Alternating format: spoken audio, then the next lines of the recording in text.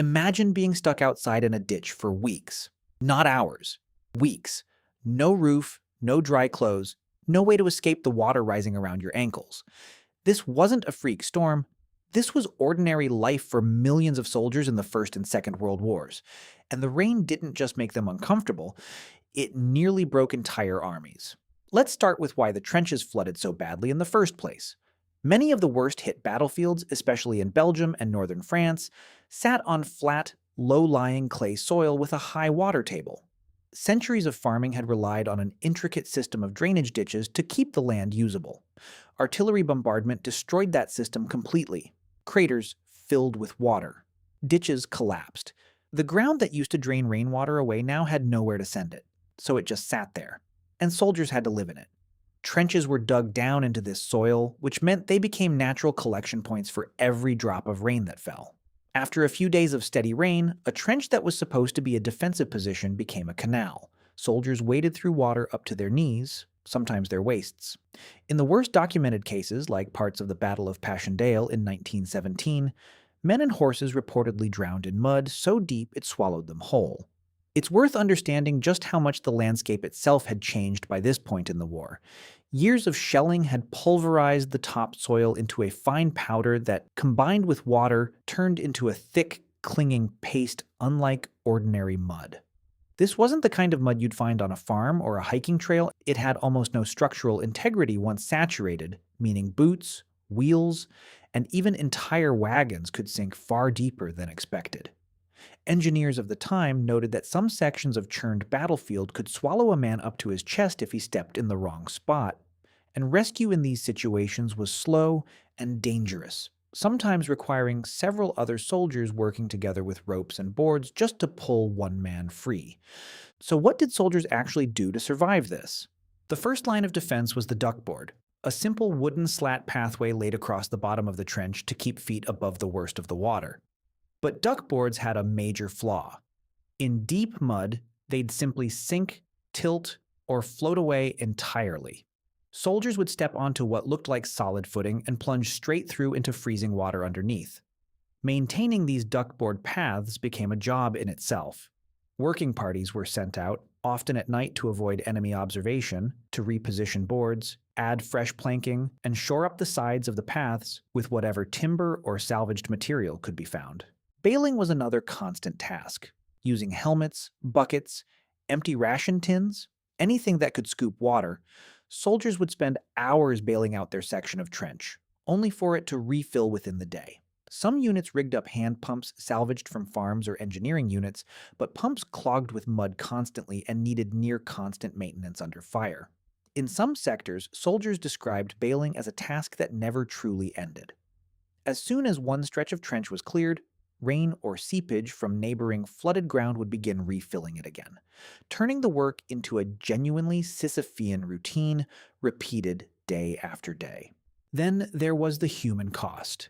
Feet that stayed wet and cold for days at a time developed what became known as trench foot, a condition where skin, deprived of circulation and constantly soaked, would swell, blister, turn numb, and in severe cases begin to rot. Left untreated, trench foot could lead to gangrene, and soldiers sometimes required amputation.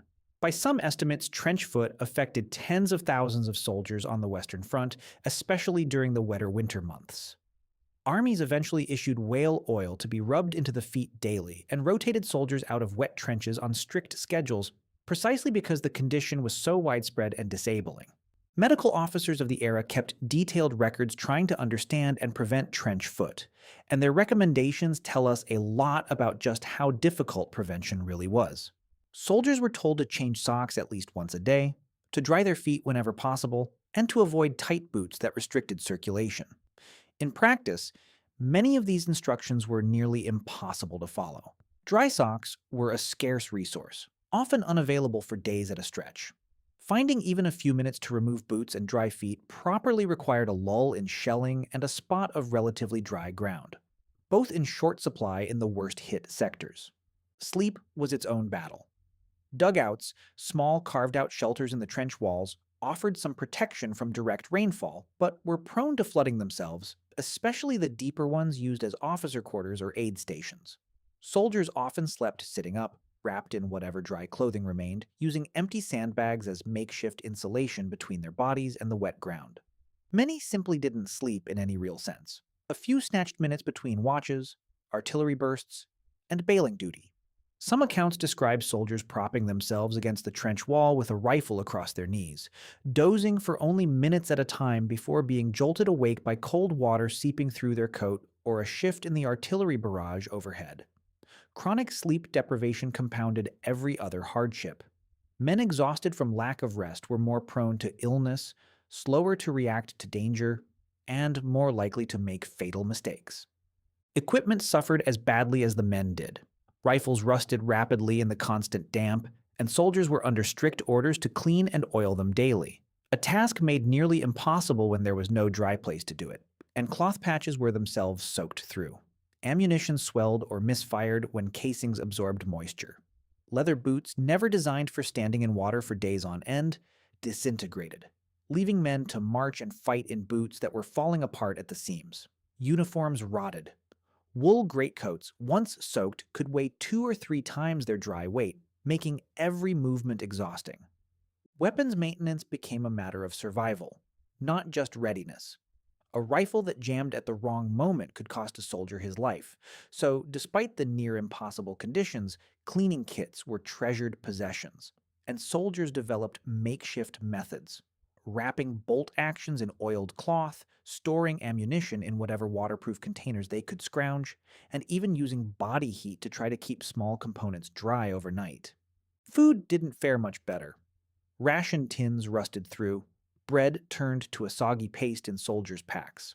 Hot food, already a rare luxury delivered from rear area kitchens, arrived cold and often diluted by rainwater that leaked into the containers during transport up the line.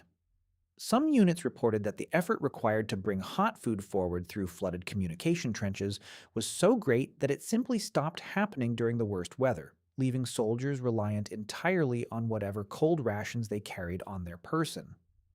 Beyond the physical misery, there was a psychological weight to the endless wet that's easy to underestimate. Soldiers described the sound of continuous rain on canvas and mud as maddening after enough days. A constant reminder that there was no escape, no dry corner, no relief in sight, combined with the physical exhaustion of bailing, marching in flooded ground, and simply trying to stay upright in ankle-deep mud, morale in the wettest sectors dropped sharply.